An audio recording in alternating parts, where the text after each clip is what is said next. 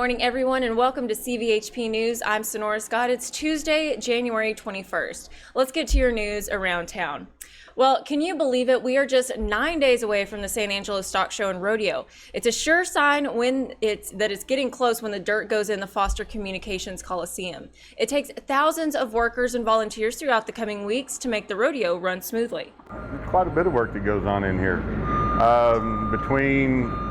We'll start off with probably 15 to 20 volunteers that come in and do work installing dirt. We'll have another 15 to 20 come in, put in iron, and we have an equal number that tear it all out when we get done. The first performance is on January 30th. That's a Thursday. And don't forget, we'll be out there live with updates, interviews, and lots of stories. Well, now let's check in with Jay Martin, who's got a look at the weather. Good morning, Jay. Well, good morning. It was a little bit on the cool side for us, some 40s, but slowly going to be warming up into the upper 50s. The thing is we're keeping an eye on the rain. Now that is going to be late in the evening for us. It's really going to be mostly overnight, and we'll see warmer temperatures as well, mid 40s again coming through. Most of the rain and clouds for us when most of us are going to be falling asleep, because even by we go tonight around 6:30, we're seeing it's just getting a little bit some light stuff out towards Midland, and it is going to be light showers, not anything too crazy, and it's going to move through overnight, give us that white noise kind of evening for you. So pretty much good sleeping conditions for this Tuesday night. And then we'll see by 5 o'clock in the morning on Wednesday some light showers still out towards Mason and Junction a little bit, some in Coleman, so that's going to be moving out, clearing out as well, and we'll start to get rid of clouds for the rest of your Wednesday and warming up nicely into the upper 60s. So most of the rain chances, a lot of us are going to be asleep for those that are pushing through, but we'll see for the Wednesday, not really going to be affected that much by it. Cold front on Thursday cools us back down into the low 60s. Then we slowly warm back up into the weekend with some upper 60s and plenty of sunshine. And it is Tuesday, so y'all know what day it is. It's Trooper Tuesday. Yay. Got Justin Baker here with me. Hello and welcome again to the show. Thank you for having me. Of course. So what are we going to talk about on this Trooper Tuesday? All right, so today's topic is going to be our overall goal for 2020 and the mindset of trying to be totally crash-free, fatality-free. In the mindset that we can make a difference in that number. When we talk about the number of deaths that occur each year in the state of Texas, last year we showed to have 3,578 deaths in the state of Texas. Just in 1 year? Just in 1 year. Wow. We're already to 69 this year. And so when we talk about, each year I do a program and try to have a message that we can go with. Last year it was don't wreck your life. The year before that, it was not today. I'm not going to speed today. I'm not going to drive impaired today. I'm not going to drive distracted today. Not today, not any day. What I wanted to do for this year was, when we think of 2020, what do we typically think of when we think about having that perfect vision? Right. Can we have a perfect vision for safety this year when it comes to safe driving? Mm-hmm. And that's my goal, is to have that mindset that we can all have a focus, a vision, and what it means to go out there and have a mindset that we're going to make a difference in the positive way. And so when we talk about those three main causes of crashes, what are the three main? We'll start with speeding. Is speed definitely one of the big contributors? Yeah, for the last 2 decades, it's attributed to 1/3 of all fatality crashes. Speeding is an aggressive driving behavior. And so when we talk about why do people speed, has anybody ever been frustrated when you come up to a traffic jam? Oh, yeah. What about when there's road construction? Oh, yeah. Yeah, when it says slow down to 1 lane. Yep. All of a sudden, all that time that you had maybe prepared or didn't prepare is all starting to pile in on you. And now when you finally get that breakaway, and you're trying to make up what? For lost time. Yeah. Lost time. Can we make up time? Can we stretch time? Can we bend time? No. Time is one of our most precious commodities, though, right? Mm-hmm. We have to manage it wisely. And so that's what we see, is that one is the factors with trying to make up for traffic. 2 is the anonymity of driving. I'm in my own little bubble. This is my little world, and I can do as I please. And because there's a disconnect where they feel like they're not having that one-on-one contact, well, then they just do as they please. Yeah. And when they do as they please, now we're, again, putting ourselves in harm's way. And then the disregard for law. We have a few of those out there that say, well, it says 75, I'll just do 85 or 95, or everybody knows you can go 10 over, right? Yeah. No, that's not true. They'll give you, it's not a suggestion, it's the law. Yeah. And so we see that behavior, and when you're talking about speeding, you're talking about losing precious seconds, split seconds when it comes to reaction time, perception reaction, and seeing that stop sign all of a sudden because you're going too fast and now you don't have that proper stopping distance. Or the traffic light that turns yellow does not mean it's orange and we try to beat right it. through. Yeah, we don't run, we don't accelerate. And when it comes to the perception reaction and being able to make that split second decision, it could be a child in the roadway too. And if you're going too fast, that's one of those it could have been prevented. Yeah. And about 99% of crashes are preventable. Yeah. And so speeding's one of the big ones. I always talk about how those kids are so excited at the driver's license office when they first get their driver's license, and then a few months later, it's all of a sudden like, oh, you're frustrated with the world. Yeah. And it's just it's that everyday life of people going out there with the normalcy. Well, I expect everything to be normal. This is my normal day of operation. We get in a normal bias, and then all of a sudden things get thrown, your kinks get in there, and all of a sudden now we're trying to make up that time. Yeah. So that's one of the factors is speeding. Yeah. And we can all do our part in going the speed limit and planning properly, and again, plan on weather conditions too when it comes to speed. When we talk about bad weather here, there's a chance for rain tonight. Yeah. We had some rain the last few days last week. You're going to have to slow down. We always know when we have bad weather, whether it's rain or ice, snow, we're going to have to work more crashes. And it should be one of those things again. We know where we're going. We know what we're going to be doing tomorrow. And we typically know the weather 3 to 4 days out. So we can plan ahead. Now, that's speed. Any questions on speeding part? No, I was just thinking of all these scenarios running through my head, that I've seen on the road of people just being, well, we have to keep it politically correct here, but just being, Loop 306 is not the Autobahn. Yeah, no. But we see that, and it's one of those things where when we're in our patrol cars, you seldom see it, but when you do, you're like, oh, I'm the cop, I got to do something. Yeah. But normally it's when you're in your personal vehicle and you're just like, why? I've seen people going 107 down Sherwood Way. Yeah. And it's not necessary. And one bad thing happens. One person comes out in front of you when you least expect it. Now we're talking about a very serious crash. Yeah. Well, and you just, like you say, you just never know what's going to happen. There could have been, a wreck that just happened, and there was a kid in the car, and say the driver, the mom, the dad, they're unconscious. Well, the kid gets out, gets in the road. That's a very likely scenario that I'm sure has happened before. So you just have to be prepared. That's very true. And I have that in my programs talking about, a child in the middle of the evening that slipped away from a party. They're little Houdinis, and sure enough, made it out there in the middle of traffic. Yeah. And luckily, the officer was the first one upon the child and saw that child and saved that child's life. And so that's good for the department. It's good for the officer. It's good for the family. It's a feel-good story. But if it wasn't that case, and there was a distraction that was associated or going too fast, now it's a horror story. But it's still going to be shared, and it's not going to be good for the department, for the officer, for the family, or anybody. Yeah. So now we talked about speed. That's one factor. Now the other one is impaired driving. Yes. Why does that still happen today? I don't know. And so when we talk about that impairment, losing the use of mental and physical faculties by reason of introduction of alcohol, a controlled substance, a drug, or a dangerous drug, or the combination of those drugs, or being at a 0.08 or more. Yeah. That's the definition in a nutshell of driving while intoxicated. So we always want to think, again, about medication. When we're being prescribed medications that say do not operate heavy machinery, a car is heavy machinery. Yeah. We don't ingest those medications and then go out there and operate. We don't ingest those medications that say don't take with alcohol. And because the combining of the two depressants could be, again, going to create driving while intoxicated. Yeah. And you can become very fatigued or just groggy or whatever it might be. And then, of course, the alcohol. And that goes back on the planning ahead and having those numbers in your phone where it's just one touch and being dedicated to being a designated driver. And so What's coming up in 9 days? You just said Oh, I just said it, the rodeo. I was like, what holiday is it? What holiday is it? I don't know.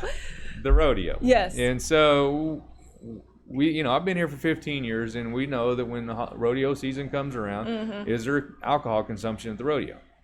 Yes. Yes. Fair yes, enough. there is. That's fine. And there's consumption after the rodeo. And that being said, if that's what you choose to do to enjoy the rodeo and celebrate afterwards, no judgment, but we do want you to be responsible on doing that. Yeah. And make sure that you know what you got for an option, whether it's Lyft, Uber, taxi, friends, family, whatever you got. Make sure we have that plan in place and stick with it, because we don't need to have a fatality due to alcohol.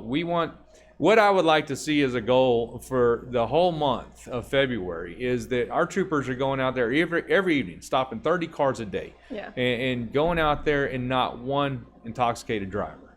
That would be phenomenal. I want the troopers to question themselves, like, what am I doing wrong? Nothing, because everybody's doing what they're supposed to be Yeah. doing. They're doing it right. Well, And that goes back to that personal responsibility, like Yeah. you were mentioning. It's if you know that you're going to consume alcohol, you're out having fun, it's on you to plan, Right. and there's so many options. I kind of get on a soapbox here because I have been hit by a drunk driver. And it was, thankfully, here I am. I'm okay. Yay. So was he. But it's pointless. It's pointless and preventable. Like, why? And the first Why? thing that goes is judgment. Yeah. And so with that first drink, we start to already lose better judgment. And one or two, and next thing you know, you're at 6 and you don't even know how you got there. And then you still think, well, I can drive because that's what you planned on doing. And now we have an intoxicated driver. You got to change your plans. Yeah, and I can't tell you how many times we'd have somebody that was in the passenger seat that was completely sober and had a valid driver's license, but in the individual's pride wouldn't let that person drive their car. And they said, nope, you're not going to drive my car. And sure enough, they got pulled over, or they were involved in the crash. Yeah. And so there's just no need for it in 2020. No. We're advanced enough as a species to understand that I feel like. we yes. should be advanced. And so this is so easy now with the touch of a button to be able to get those Ubers and Lyfts and taxis and everything like that. And I think there's quite a few other organizations that will even take off a percentage of that fee if you just put in the right code. Yeah. So, And I mean, we're talking how, $8, $12, $20 at the most to get anywhere. And when then you talk about, what do you think the cost of that first DWI arrest? How much money are we talking? a lot. How much is I know a it's lot? thousands. Yeah, it says about $17,000. Yeah. When you get all the legal fees and record fees, reinstatement fees, everything that goes along with it. If that wasn't involved in a crash, and when they say DWI, you cannot afford it. Those signs are there for a reason. Yeah. If you got $17,000 to throw away, Yeah. That's. I can think of some charities that could go to instead. Yeah. Me. Hello. This charity. No, but yeah, like you're saying, there's so much you could do with $17,000, and that's just the very basic, the baseline cost. I'm Baby sure it needs costs new way more. shoes. Yeah. I mean, that's like another car. Yeah. You can College. get a car, college, a house. Yep. All kinds of. So it's not worth it. And Yeah. when it comes to that you can't put a value on life either. And $17,000 to $17 million is still not the value of a life. And so we want to avoid drinking and driving at all costs. Any impairment that's going to be caused because of whatever might be consumed, let's avoid it.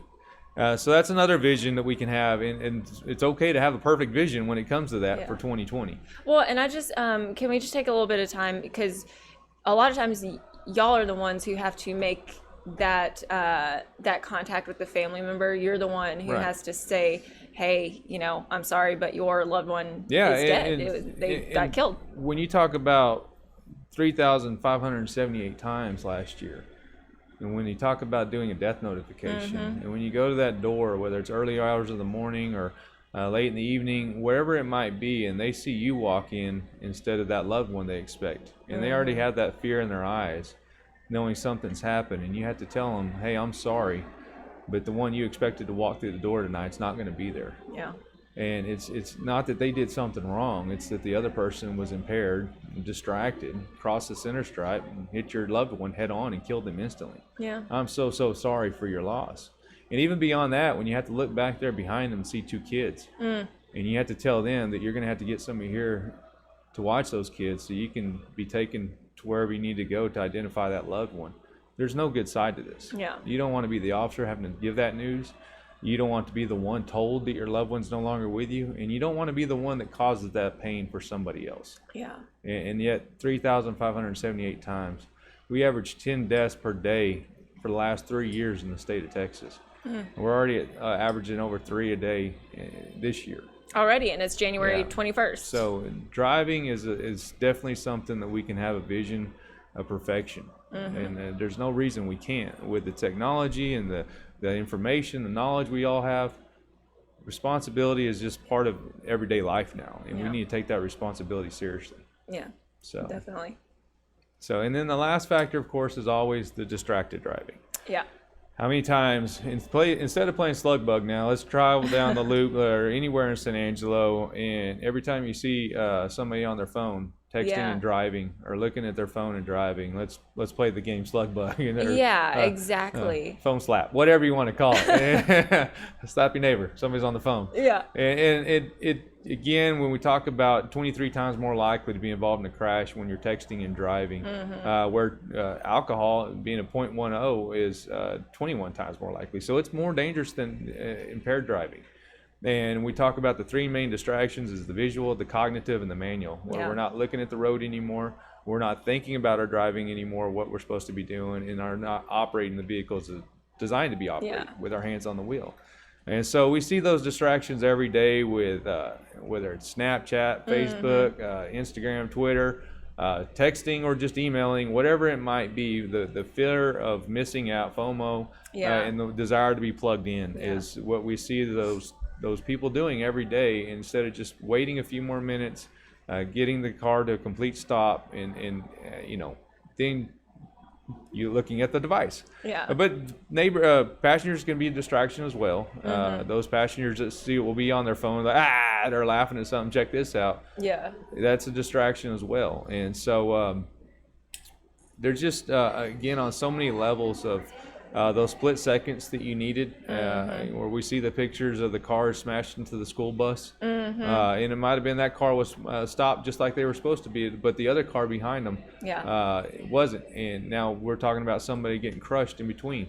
That doesn't need to happen, and just takes a few seconds to have a plan in place as well, whether you need to lock it up in the center console, lock it up in the glove box, turn it off and put it behind you in the seat. Then, of course, on the devices now they have the do not disturb driving, where you can turn that on.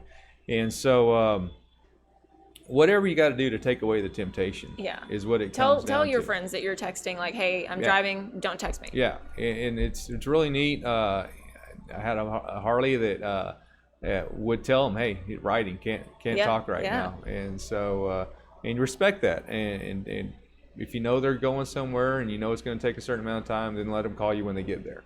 But technology's advanced so much. I always joke about the fact that we can go back 20 plus years ago when that first flip cell phone came out. It was so cool. And I will ask the kids, what all could you do with that? And they would always say something like, the phone call, and they'd say text. And I was like, no, texting wasn't around then. No. All you could do was hang it up. And but there now, was this, it's so cool though. And so here we are 20 plus years later, and iPhone 11's out. And, what all can you do with that device? Everything. Anything, right? Anything and everything. And so while technology has advanced, human behavior's declined, and we really should have merged the two together. And our generation could have done a better job with that, and saying there's a time and place for everything. And driving is not the time to be on that device. And so as parents and just peers, we need to do a better job of being the example and putting that device away and just driving. And so, those are the big 3 factors. Technology is useful in some ways. I think you can integrate some technology with child safety seats. And again, remind you that, you need to check your back seat, or as you step away from it, it Bluetooths and tells you that, hey, you didn't disconnect the child that was in the back seat. Go get your kid. That's a whole different another story for another day. But again, you can combine some technology and make it very useful. But when it comes to driving, we need to have our visual, our manual, and our cognitive all at the peak ability. And so focusing on the road in 2020 and having that perfect vision for driving and not being distracted. Yeah, and I'm glad that you brought up, it's not, it's about other people too. Right. Be considerate of other people.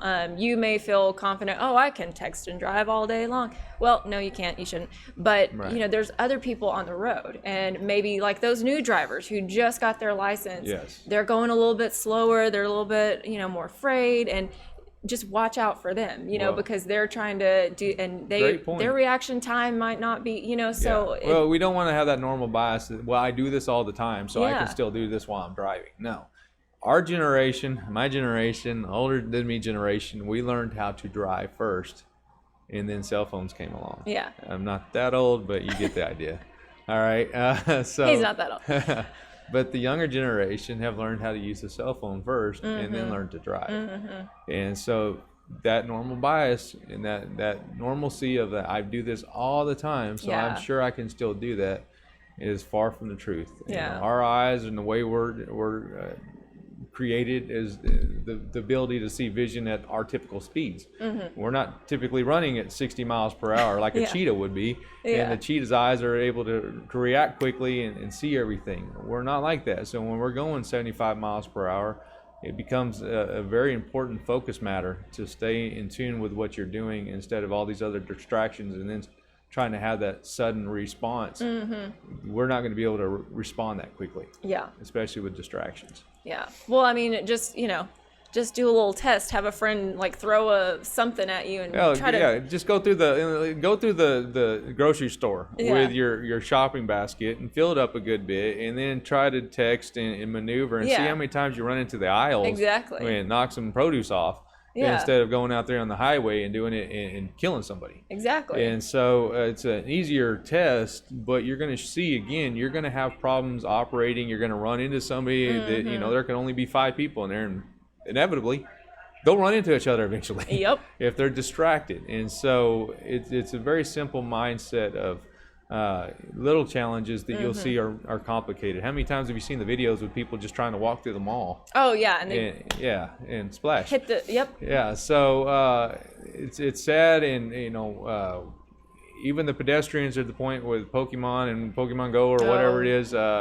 Pikachu, I hit you. I don't know, whatever. And so you get it. I apologize. So. Oh, here we are. So All right. yeah. So anyways, that's it in a nutshell with the 3 main contributors. Of course, always wear your seatbelt. Yeah. Seatbelts save lives. Only effective 12% of the time if you're not properly secured. When we talk about the airbag, they're going to be only effective about 12% of the time if you're not properly secured. Yeah. So everybody's got to wear that seatbelt. That's the post crash. The main 3 were preventing the crashes. Yeah. But post crashes, remember, there's always 3 crashes involved. They're the crash between the vehicles, then there's going to be the crash within the vehicle where the bodies are flying around, and then the last crash is the internal organs. And so, let's prevent those crashes altogether, though. Yeah, definitely. And it's all a matter of, just being prepared and paying attention, I think. Just pay attention, be aware, be considerate of other people and everybody in your that's car. That's the best. Isn't that what Texans are all known for, is our kindness and being courtesy? And so drive friendly. Yeah, let's the do Texas that on the highway. way. Yeah. So it's simple, but it's true. And, Yeah. we take pride in what we do in the highway patrol. We're not out there trying to get people. We're trying to prevent crashes. And we're going to be out there day in, day out, 24/7 with that goal. We want voluntary compliance. And like I said, wouldn't it be cool to have us stopping 30 cars a day and not one DWI arrest for February or for the rest of the year? And I want them to be questioned, like, what are you doing wrong? No, it's that the citizens have chosen to do the right thing. Yeah, everybody else is stepping up. Yeah. So, and that's something we can have happen, and it would be great. So aim for 0. Yeah, there you go. 2020 vision. Yep, 2020 vision. That's what we want in all aspects, to be focused and to be a vision on a bright future for everybody. Yeah. So. So great. This is awesome. Thank you so much for joining us. And any final thoughts or messages to the people? Again, if anybody has any questions or comments, feel free to call, write, text, Snapchat, whatever we got, what are our platforms. But anything, I'll ask I'd be happy to answer any questions. And again, I'm very grateful to be part of this community and be able to do this segment and get that message out there. So yeah. Lots of good messages to come on the next Trooper Tuesdays. Remember, first and third Tuesday of every month. So, and I think we can give a little foresight for the next one. Okay, you want to? I do, because by all means, questions are great. Okay. I want to talk about the vaping epidemic. Yes. And what's going on with the teenagers and how we've gotten to where we are. And if you have any questions, feel free to put those in an email to us or whatever. Yeah. But I have a lot. I do that program on a daily basis as well. And there's a lot of good information that we can cover next program. There's a lot. It's going to be very, very interesting. I've seen some presentations, so it's going to be good. So get those questions in. Again, Trooper Tuesday, reoccurring first and third Tuesday of every month. So thank you again, Justin, for being here, and thank you all for joining us for CVHP News. Don't forget to follow us on social media and download our free app. All you have to do is search Concho Valley Homepage in your app store. Well, that's all for right now, but hey, we're going to see you right back here tomorrow morning. Have a great day, everybody. See ya.